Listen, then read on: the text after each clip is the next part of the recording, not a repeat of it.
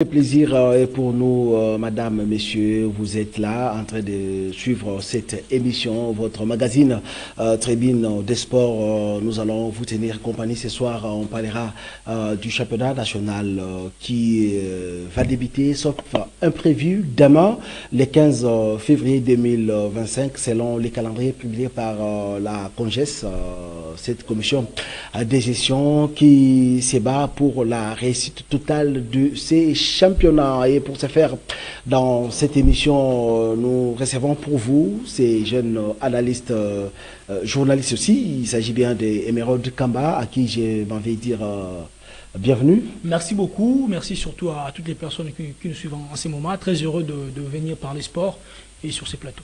Voilà, nous entamons directement notre émission avec le championnat national. D'abord, avant de parler de cette publication du calendrier, on va faire marche arrière pour parler de ce qu'a été la manche allée de cette phase classique. Comment avez-vous trouvé l'organisation dans l'ensemble, la participation des clubs, parce que cette édition elle est un peu particulière vu qu'il y a eu un sponsor qui s'est pointé ou qui s'est présenté pour bien sûr soutenir le championnat national. Comment dans l'ensemble avez-vous trouvé l'organisation de ces championnats? Surtout que les sponsors ont apporté beaucoup d'initiatives, surtout la modélisation du championnat, c'est ce qu'on aime le plus. Après, il y a eu plusieurs initiatives, notamment les trophées des hommes du match attribués chaque match. Non, mais auparavant, il y avait les trophées hommes du match. Oui, effectivement, mais pour cette année, spécialement, il y a la cagnotte. Oui, il y a la cagnotte. Non seulement la cagnotte, mais si je parle de trophées, c'est que la saison passée, il n'y en a pas eu. Donc, c'est-à-dire, aujourd'hui, on attribue des hommes du match qui aujourd'hui reçoivent des trophées et ils reçoivent des primes, même pour les sponsors. Donc voilà, moi j'ai dit, dans l'ensemble, l'organisation a été bien faite. Il fallait quand même penser également à faire ces championnats de la plus belle des manières pour la phase aller. Pour les équipes, il y a eu un engagement solide des équipes également. Lorsque vous regardez directement le classement de la phase aller, vous allez comprendre même dans la séparation de points, dans la séparation bien sûr du tableau, il n'y a pas assez de longueur que ça. Par exemple, dans le groupe A, où on retrouve Mazembe qui est leader avec le Popo, c'est un seul point d'écart qui sépare les deux. Dans le groupe B également, c'est un seul point d'écart qui sépare Maniema Union à Vita Club. Donc si on prend la physionomie bien sûr de ces deux groupes, le Popo qui avait pris d'abord le commande de ces groupes avant bien sûr de laisser à Mazembe qui a fait une séance de rattrapage en rattrapant ces 3 matchs pour maintenir les caps, pardon. Donc, je vais dire d'ensemble que les équipes se sont impliquées, se sont préparées pour ce championnat parce que, comme j'ai dit, c'était pas aussi facile que ça. Dans un championnat où on joue, il n'y a pas eu de descente, il y a eu de montées qui se sont qui ont quitté la Ligue. On peut dire que c'est un handicap aussi oui, pour le club. C'est handicapé. Si aujourd'hui on parle peut-être de ces calendriers, moi je dis ces calendriers à la va-vite parce que la Ligue Foot devait faire très vite les choses pour finir la phase retour et directement entamer la phase de play-off parce qu'on veut à tout prix finir le championnat pour finir les deux autres de la phase de l'année passée. Oui. Mais j'ai dit aussi c'est un handicap parce que ça ne facilite pas bien sûr la tâche à l'organisateur de jouer, d'avoir 13 équipes dans un groupe, dans un autre groupe, et 12 dans un autre. Donc ça a été très compliqué déjà les compartiments, pour départager le deux groupes, mais l'organisateur a réussi quand même à le faire, bien sûr, avec bien sûr la finalisation de tous les matchs dans le groupe A, et dans le groupe B, ça reste Maniema Union qui doit jouer ces 2 matchs, et Deka qui doit jouer un seul match. Voilà, dans l'ensemble, dans la globalité, moi j'ai dit, cette saison, l'organisateur veut à tout prix régler à 100% pour bien sûr répéter, pour ne pas répéter les mêmes erreurs. Donc je vais dire encore une fois que si on voit l'organisation, c'est ce qui a été fait. J'ai parlé de la modernisation aujourd'hui, on parle même de la modernisation des arbitres, parce qu'aujourd'hui il y a une communication entre les arbitres centraux et les assistants, les arbitres de ligne. Donc c'est quand même des initiatives à saluer, et voilà, c'est ce qu'on veut pour les prochains jours. Mais il y a un aspect, il y a un élément très important que je voulais qu'on soulève ça, on peut en parler un tout petit peu, c'est que aujourd'hui, il y a le manque d'engouement au niveau de nos stades, au moins à Lubumbashi, dans l'autre groupe, où aussi il y a Mazembe et Lupopo joue, il y a des moments, mais ici à Kinshasa, si votre club joue contre Derrick Motema Pembe, votre club joue contre Renaissance, Motema Pembe et Renaissance, on sent pas l'implication des supporters, on ne sait pas cet engouement. Qu'est-ce qui est à la base de cette situation? Moi, je pense que c'est les mauvaises, je vais dire, les manques de résultats des grandes équipes qui amènent des supporters dans non, mais à Lubumbashi, on ne peut pas dire qu'aujourd'hui... Après, je dis, si vous regardez le public qu'a généré les matchs Mazembe et Lupopo, ce n'est pas le même public qu'on va voir Bazano Mazembe. Ce n'est pas le même public qu'on va voir Don Bosco Mazembe. Donc, clairement aussi, même en Ligue des Champions, Mazembe a eu du mal, bien sûr, à recevoir son public à 100%. Je vais dire que c'est un manque de résultats des grosses équipes qui peuvent amener des supporters dans le vestiaire et qui peut amener des supporters, bien sûr, dans le gradin.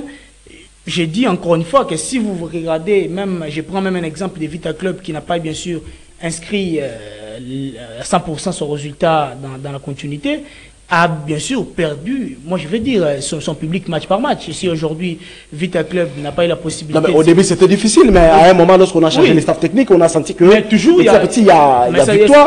On va dire qu'il y a aussi retard du public qui doit comprendre aussi que Vita Club est en pleine reconstruction, mais c'est le même discours qu'on peut avoir chaque saison pour Vita Club.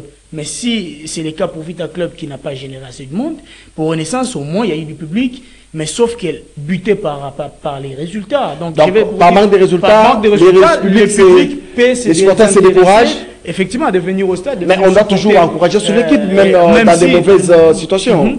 Ce qui n'est pas le cas peut-être en RDC. Aujourd'hui, on a tendance à dire, je vais donner même un exemple d'une équipe qu'on a eu envie de voir en Ligue nationale de football dans les années passées, de Sodigraph par exemple, qui a enchaîné des bons résultats.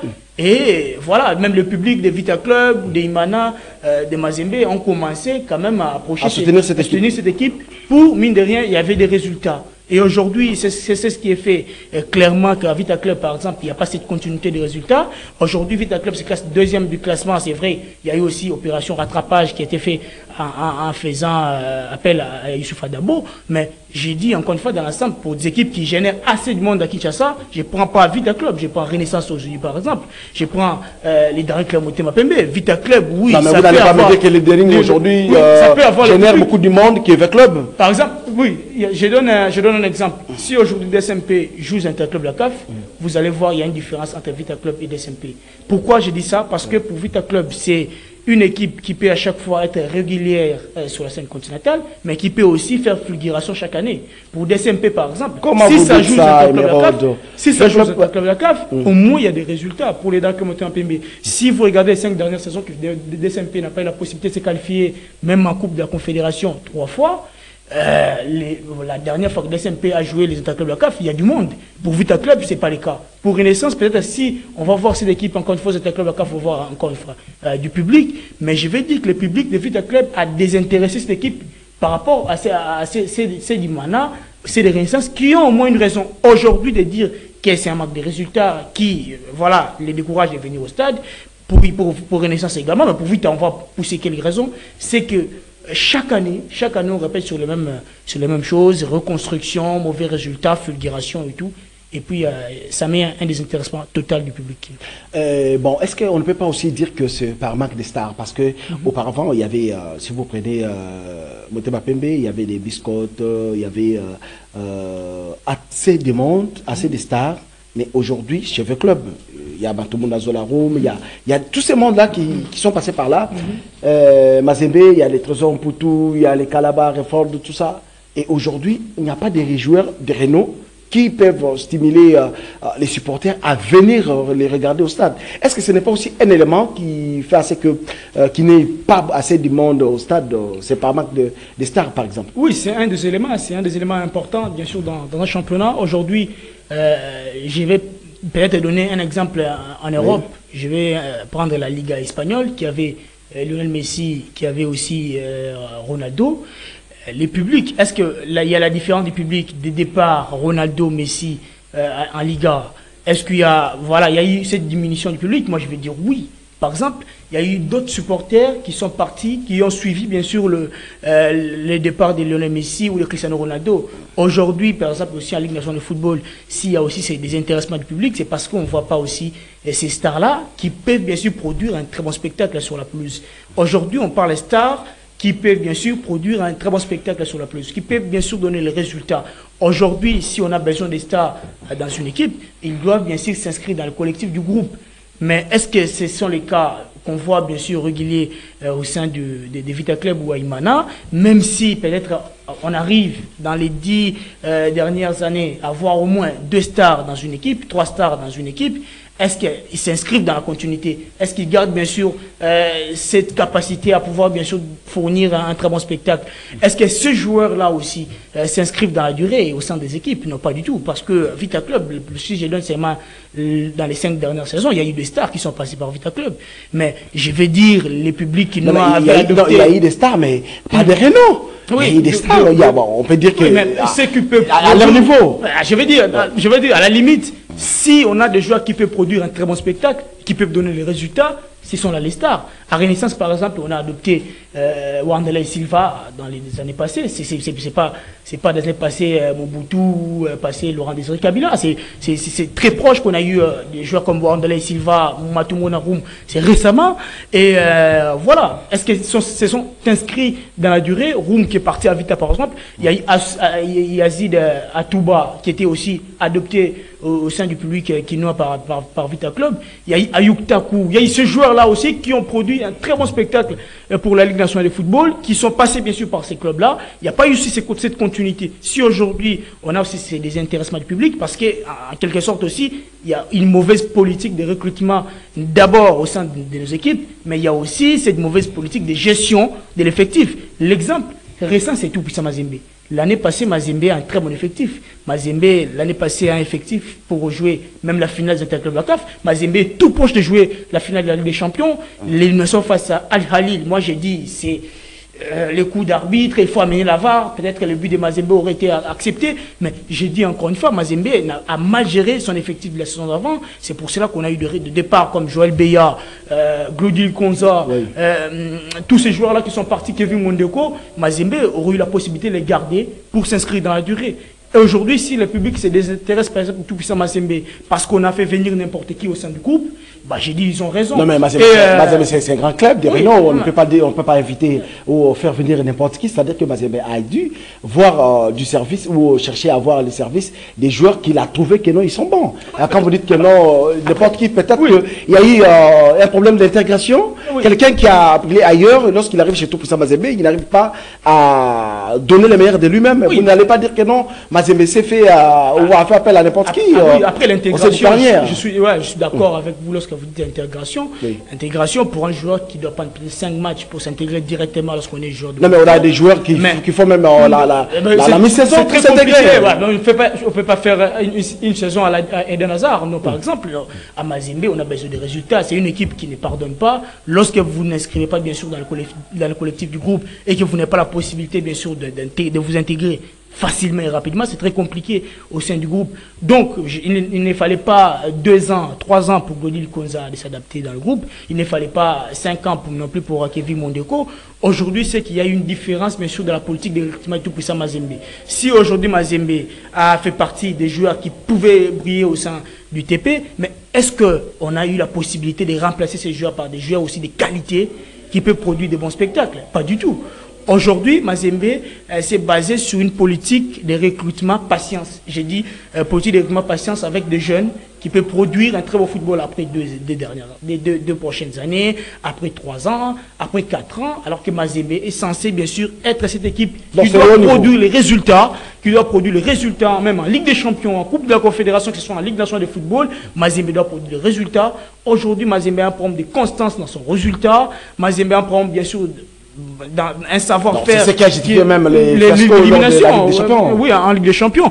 On ne peut pas me dire que ces joueurs doivent seulement nous prouver en Ligue nationale de football qu'ils sont bons, alors que devant des équipes algériennes, devant des équipes tanzaniennes,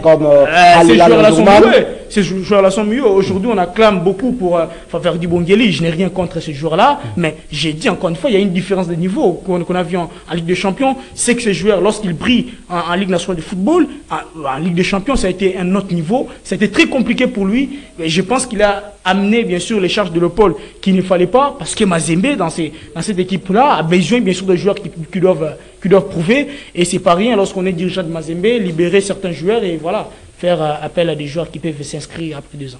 Ah, je voulais parler du tout-puissant Mazembe dans cette émission, mais je vous ai parlé de beaucoup de choses parce que peut-être prochainement on en parlera concernant le recrutement du Mazembe. Comment est-ce que Mazembe se sépare de ses joueurs? Souvent il y a des petits soucis.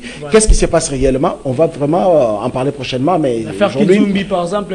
Non, il y en a tant d'autres. Donc c'est dans ces lots-là qui est maintenant sur. Voilà, c'est dans ces lots-là. Dans ces lots-là qu'on voulait peut-être parler prochainement dans la prochaine émission.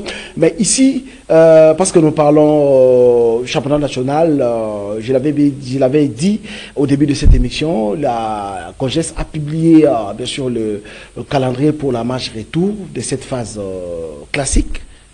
Alors, sauf imprévu, c'est demain qui va débuter bien sûr la match retour avec à l'affiche la rencontre qui devrait opposer. C'est dans les groupes B, la formation de Maniema Union face à la formation de New Jack et Rangers et Ange Vert qui va bien sûr recevoir les anges du Congo, donc TP les anges. Et non, c'est les aigles. Les aigles du voilà, Congo. je parlais des anges tout à l'heure, donc voilà. Ça m'est resté en tête. Donc ça, c'est le classement, parce qu'on parle classement. Maniema Union est premier. Il va, bien sûr, lors de cette match retour, croiser la formation de New Jack. Jusqu'à preuve du contraire, on a l'information que la formation de New Jack. Est-ce qu'on peut reporter encore cette première journée? Parce que les équipes, peut-être qu'ils ne sont pas prêts. Oui, c'est très compliqué par rapport à la durée, par rapport bien sûr au contexte aussi. Mais il faut bien sûr visiter ce que disent les voisins. Donc si aujourd'hui, peut-être on dit Maniema Union doit remporter ses matchs par forfait, voilà, en écoutant peut-être ce que dit... Calendrier, s'il vous plaît, Moron Zambé. Balancez-nous les calendriers, hein, parce qu'on parle calendrier, ça c'est le classement. Les calendriers, groupe B. Donc, je veux dire encore une fois pour Maniema Union, si cette rencontre est reportée, voilà, ça déstabilise un tout petit peu l'équilibre pour le contexte du championnat, parce que la phase retour doit jouer à la va-vite pour jouer les playoffs directement. Et par rapport bien sûr au timing qu'on a mis, si on commence à reporter les matchs, ça sera très compliqué. Mais je vais dire encore une fois, il faut visiter ce que disent les voisins. Est-ce que c'est par rapport à la volonté de New Jack de ne pas se déplacer à Kindu qu'il y a eu cette situation? Il faut voir s'il y a peut-être un manque de moyens. Est-ce que la Ligue doit tolérer? Au niveau de cette formation de New Jack, je ne trouve pas que non. Son président sponsor, Dieudonné Kishiko, peut manquer les moyens pour déplacer son équipe. C'est quelque chose d'étonnant. Si il est arrivé que non, l'équipe ne s'est pas déplacée par manque de moyens, moi je trouve que peut-être qu'ils avanceront une autre raison, qui est dire que c'est par manque de moyens. Les moyens, ça peut être pas seulement les moyens financiers, hein, les moyens de déplacement aussi. Ah oui, il y a peut-être le programme de vol. Le programme de vol, ça peut coûter, parce que lorsqu'on sait, on est dans un pays continent. Et surtout qu'à Kindu, c'est une fois la semaine de vol. Une fois la semaine de vol, c'est pas rien qu'on a pensé. Si vous regardez ce calendrier, toutes les équipes qui jouent Maniema Union à Kindu jouent directement Dauphin Noir. Donc, c'est-à-dire, lorsque vous vous déplacez à Kindu, c'est pas seulement pour jouer Maniema Union, c'est dès que vous jouez Maniema Union, les jours d'après, vous jouez Dauphin Noir, parce que Dauphin Noir et Maniema Union reçoivent à Kindu. J'ai dit, encore une fois, c'est une stratégie pour, jouer très vite cette phase retour. Donc, si New Jack ne se déplace pas peut-être à Kindu, donc est-ce que... Mais il y a quelque chose, d'abord, il y a Maniema Union qui n'a pas joué la totalité de ses matchs de la match aller. Il restait 2 matchs. C'était face à Bukavu Dawa et Étoile du Kivu. Est-ce que Maniema pourra jouer ces matchs quand? Et des deux, c'est que lors de la réunion qui a regroupé la Lina Foot, les clubs et le Conor, la Fegofar, représenté par les Conor, il a été décidé de choisir 2 sites, c'est-à-dire qu'à Lubumbashi et à Kinshasa, qui va se dérouler les rencontres. Est-ce que cela ne peut pas aussi handicaper d'autres clubs qui trouvent que pour eux c'est une injustice? Par exemple, le Popo, qui a contesté ne pas d'abord être choisi parmi les membres de la commission. Les membres de la commission. Il y a Maniema Union, j'ai suivi son chargé de communication, les confrères Charles Massoudi, qui se plaignait de cette prise de décision sans l'aval du Maniema ou bien sans l'accord du Maniema. Est-ce que ça peut handicaper aussi le bon déroulement de cette phase? Dans les pensées, oui, ça peut handicaper dans les pensées, parce que lorsqu'on se sent un tout petit peu, moi je vais dire pas abandonné, jeté de côté et tout, mais je vais dire techniquement, ça, rien ne peut justifier bien sûr voilà, le report ou ces cas de choses, parce que Maniema ne peut ou ne pas recevoir ces matchs à Kinshasa. Maniema s'est habitué à recevoir ces matchs à Kinshasa, même aux autres clubs de la CAF. Je prends encore une fois l'exemple de Bukavu Dawa, qui est venu ici à Kinshasa, qui a fait il a joué presque 5 à 6 matchs ici à Kinshasa. D'ailleurs, en termes de résultats, Bukavu Dawa a plus de bons résultats ici à Kinshasa qu'à Bukavu. Donc, la défaite face à l'SMP, j'ai dit ici, c'est à Kinshasa, c'est peut-être un autre résultat. Il y a aussi l'état de la pelouse qui ne permet pas aussi de développer un très bon football. Mais si la Linafoot a pensé à avoir 2 sites, excepté les zones de conflit, aujourd'hui les conflits c'est à Bukavu, aujourd'hui les conflits c'est à Goma, aujourd'hui c'est toute la partie est qui est touchée. Mais j'ai dit encore une fois, la Linafoot a été prudente parce qu'il y a un sens bien sûr d'engagement et voilà, un savoir-faire quand même de pouvoir finir ce championnat, et on a compris d'où choisir ces 2 sites, c'est Lubumbashi et Kinshasa pour finir la phase de retour. Maniema a avancé ses raisons, d'où il y a eu même une raison que Maniema moi j'ai dit encore une fois, il y a pas, cette raison n'a pas lieu d'être en ces moments où nous sommes, en ces moments où la Linafoot et la FECOFA veulent à tout prix voilà, harmoniser les choses. Maniema quand même, voilà, il fallait quand même les écouter, d'où ils reçoivent leur match à Kindu, mais c'est très compliqué par rapport bien sûr aux équipes. Aujourd'hui, New Jack peut avoir la même raison, demain il y aura peut-être des SMP qui doit aussi avoir la même raison, Vital Club également, Vital jouera, va recevoir Maniema ici, mais d'autres équipes aussi peuvent voilà, nourrir cette même raison s'il n'y aura pas forfait pour Étoile du Kivu, qui doit bien sûr se déplacer à Kindu pour jouer non seulement Maniema et Dauphin Noir également, qui doivent recevoir à Kindu. Mais j'ai dit encore une fois, c'est un handicap de trop d'ailleurs, parce que si vous regardez les contextes et les temps, la période bien sûr du championnat, ces raisons n'ont pas lieu d'être. Comme on dit, comme les Français disent, à l'impossible rien n'est tenu. Il faut quand même s'harmoniser, il faut s'engager, s'impliquer, chercher plus de solutions pour des équipes. Elles doivent bien sûr s'engager, elles doivent s'impliquer, quelle que soit la situation. New Jack qui avait déjà ses calendriers 5-6 jours avant, il fallait quand même aussi se préparer. Si peut-être il y aura voilà, un retard de vol pour la Linafoot, de comprendre cela et voilà, et faire jouer ces matchs dans les prochains jours. Mais je vais dire encore une fois, handicap pour Maniema qui doit bien sûr recevoir, qui doit bien sûr jouer ces 2 matchs. Mais ces 2 matchs face à Bukavu Dawa et Étoile du Kivu, ce sont 2 équipes qui aujourd'hui ont bien sûr une difficulté même de déplacement, qui sont dans une zone de conflit, qui doivent bien sûr attendre pour se déplacer. Et voilà, ça ne favorise pas le championnat, c'est très compliqué pour jouer la phase de retour. Voilà, maintenant, à ce moment, qu'est-ce qui doit être fait concrètement? Moi, je dis encore une fois, il faut s'impliquer, voilà, faut s'appliquer. Rien n'est encore une fois rédy pour la phase retour, parce qu'il faut les faire.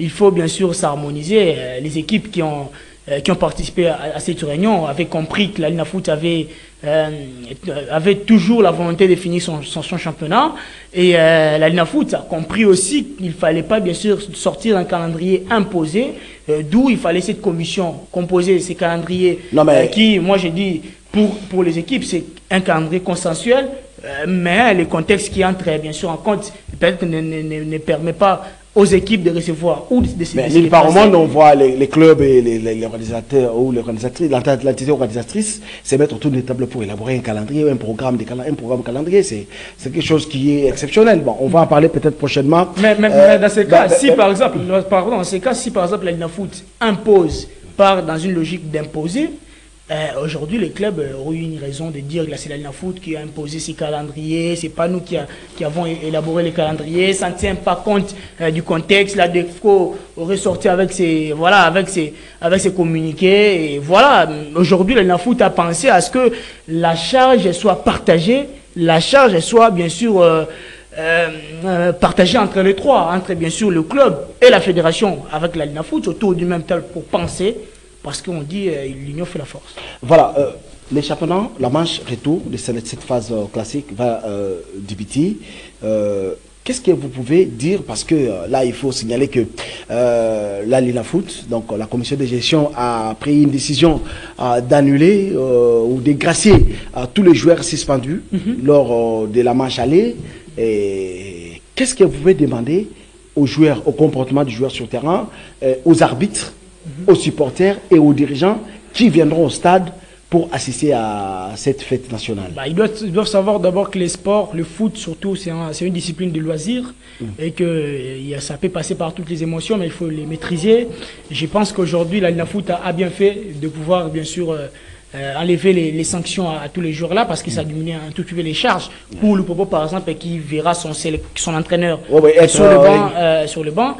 Luc Emaël qui s'est mal comporté selon le... Qui a été d'ailleurs suspendu, lourdement d'ailleurs. Lourdement suspendu, c'est un exemple bien sûr à suivre. C'est bien aussi parce que ça tire un tout petit peu les oreilles des acteurs. Mais aujourd'hui, je pense que les acteurs peuvent prendre conscience de ce que le football est. Aujourd'hui, le football, c'est un sport rassembleur qui peut bien sûr ramener autour d'une même table le pays, les continents, qui peut nous unir partout, dans toutes les tribus et dans tous les coins du pays, même si je ne dis pas que le Rwanda et la RDC va être réunis en football, mais je dis encore une fois que cette discipline reste une discipline à garder avec beaucoup d'unité, beaucoup de loisirs aussi, comprendre que les émotions peuvent arriver, mais ça ne peut pas bien sûr dépasser les lignes et les limites de ces loisirs. Voilà, merci Emerald Kamba pour vos analyses concernant le championnat national. On va parler un peu de la lutte. Il y a un Open national qui est organisé au gymnase du stade Tata Raphaël. Bien sûr, nous allons d'abord suivre ce qu'a été les coups d'envoi. C'était hier. C'est le président de cette fédération, M. Eric Kinzambi, qui a donné les go de cette compétition, et on va y revenir pour faire quelques analyses. Avant le début des combats, le go de la compétition a été donné par l'honorable Eric Kinzambi Ngoul, président de la Fédération congolaise de lutte et associée FECOLUTA. Il a conscientisé les lutteurs sur la paix dans l'est de la RDC, en ajoutant que cette compétition va aider la direction technique nationale de sélectionner les champions à l'équipe nationale en prélude des échéances futures.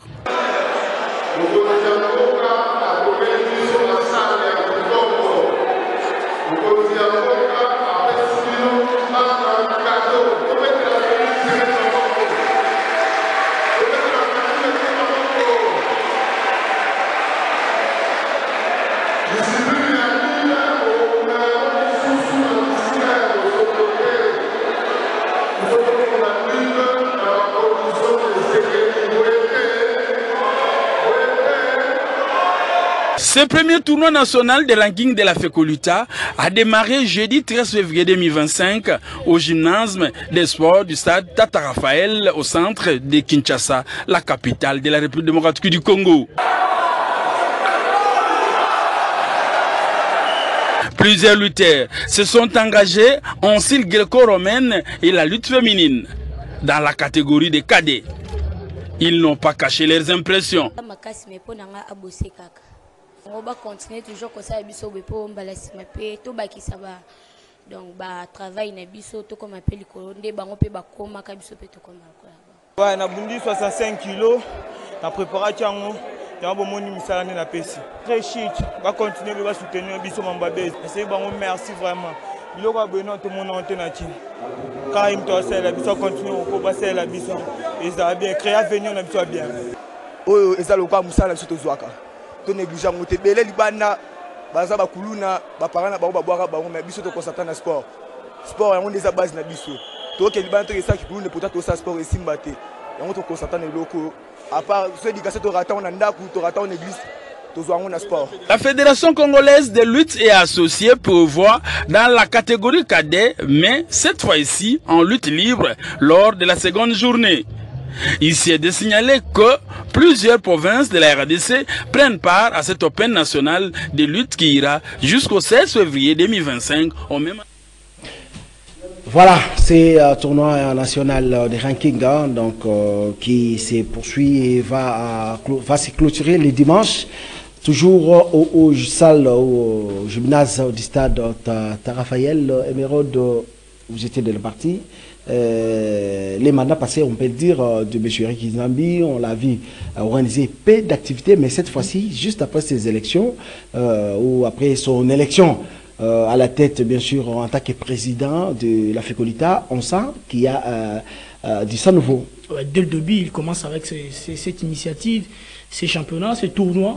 Moi, j'ai dit, c'est tournoi national qui doit déterminer, bien sûr, le meilleur lutteur pour aller représenter la RDC au Maroc lors du championnat d'Afrique. C'est une très bonne initiative, bien sûr, pour faire encore une fois régner la méritocratie, comme lui-même il a dit, au lieu bien sûr de choisir. Là, on va prendre directement le meilleur qui seront sur les terrains pour représenter la RDC au Maroc. C'est bien, ça sert voilà, d'un mini, moi j'ai dit, d'un tournoi des éliminatoires, des athlètes pour aller mieux représenter la RDC au Maroc. Ça sert aussi de préparation pour ces athlètes-là qui doivent bien sûr partir au Maroc. Et voilà, il a compris que être président d'une fédération, c'est pas seulement c'est limité dans les textes, dans les documents, mais il faut être sur les terrains. Il faut organiser plus d'activités. Il faut organiser des activités. Les compétitions de lutte, d'ailleurs en RDC, il n'y en a pas beaucoup. Donc récemment, il y a eu les Wrestling Championship extrême avec Pamphile Kunga, qui est le vice-président de cette fédération.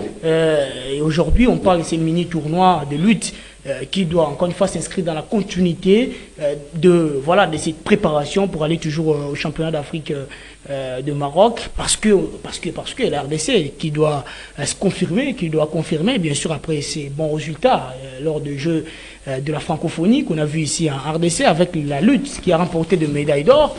Et voilà, c'est cette discipline que moi j'ai dit qu'il n'y a pas assez du monde à Kinshasa, mais qui de plus en plus, il y aura une bonne organisation. Je pense que le public va intéresser. Lors de l'Extreme Wrestling Championship, il y a eu d'autres lutteurs qui ont intégré de clubs. Et pour encore une fois cette édition, les athlètes, les lutteurs ont fait appel à d'autres jeunes pouvant intégrer ces sports de combat, parce que les sports de combat RDC, mine de rien, ramènent des médailles. Lorsqu'on part dans des compétitions internationales, lorsqu'on part dans des compétitions africaines, lorsqu'on part dans des compétitions mondiales, les sports de combat toujours ramènent des médailles. Et aujourd'hui, on devrait les considérer.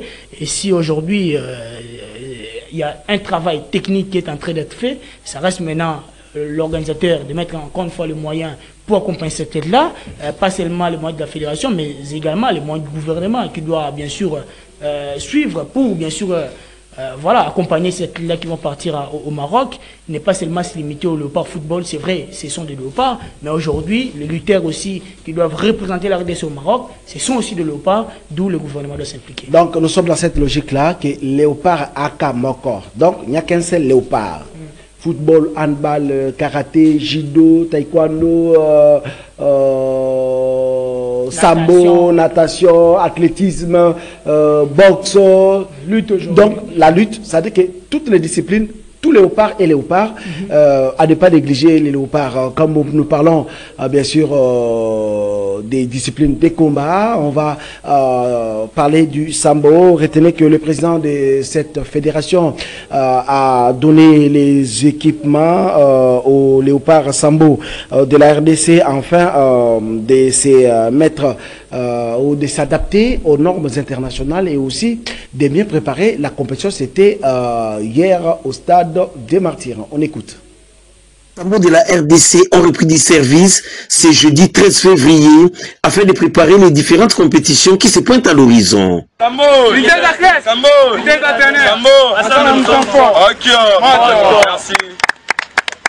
Par la même occasion, le président de la Fédération nationale congolaise des sambo a remis les équipements aux samboïstes présélectionnés à l'équipe nationale de la RDC. Nous avons le championnat national du Congo et 2 compétitions internationales, le championnat d'Afrique et puis l'Afrique centrale.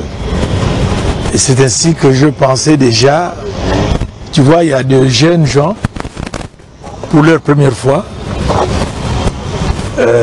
au niveau de l'équipe nationale, ce n'est que normal qu'elles puissent commencer, surtout les filles, hein, qu'elles puissent déjà commencer à porter des tenues officielles homologuées, hein, parce que qu'elles ne soient pas surprises lorsque nous serons dans une compétition internationale. C'est-à-dire actuellement il faut leur faire déjà habituer le système. C'est ainsi que je pensais venir déjà leur doter de matériel. Le numéro 1 de cette discipline a en outre invité le ministre des Sports Didier Boudimbou à revoir la décision laissée par ses prédécesseurs, celle de prendre en charge que 12 fédérations sportives sans les sambo, qui est parmi les disciplines qui font la fierté du pays à chaque sortie sur le plan international. Nous sommes tellement négligés et que là, j'ai pensé aussi profiter de cette occasion, dire au ministre des Sports que vraiment, nous sommes des grands encadreurs et que c'est nous qui connaissons les sports. Nous sommes là pour encadrer la jeunesse. Depuis 2019, je crois que vous les journalistes, vous connaissez déjà les efforts que nous les Sambo nous sommes en train de faire pour que nous puissions encadrer la jeunesse et faire voir la RDC partout dans des compétitions internationales et au niveau national. Si aujourd'hui nous ne sommes pas parmi, je pense que le ministre doit revoir. Il doit revoir. Parce que ce n'est pas juste, c'est injuste. Et nous le regrettons. La porte de l'équipe nationale reste ouverte pour toutes les athlètes, a indiqué Léon Villa, qui se bat avec son comité pour faire flotter les drapeaux de la RDC dans toutes les compétitions internationales.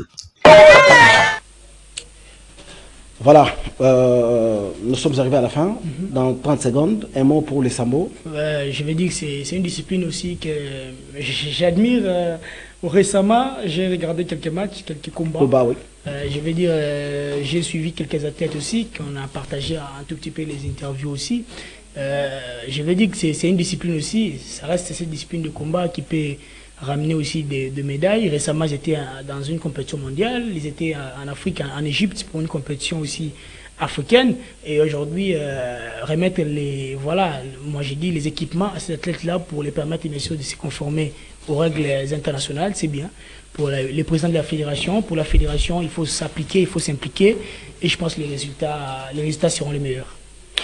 Voilà, merci, les résultats seront meilleurs. Nous sommes arrivés vraiment pratiquement à la fin de cette émission Tribune des Sports. Il faut dire merci à Moron Nzambe qui a réalisé bien sûr cette émission, Doudou Montiri, Christian Banjoli, Bruno Nzinga qui était de l'autre côté de la régie finale et aussi Fiston.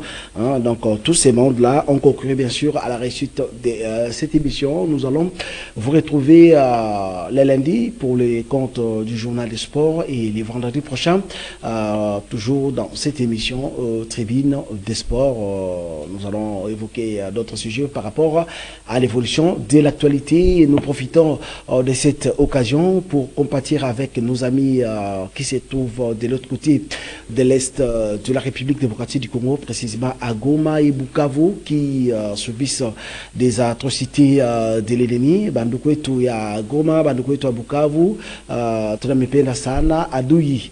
Aita wida aita eza tutamupiga. Donc mkwetu na assurance gouvernement yenu ya République démocratique du Congo itafaa yote jua kumulimini adui. Donc mkwetu calme, mambo yote itaenda mzuri. Donc tunafurahi sana, tukuna moyo pamoja, mkwetu calme. Donc merci. On se retrouve tout prochainement. Au revoir.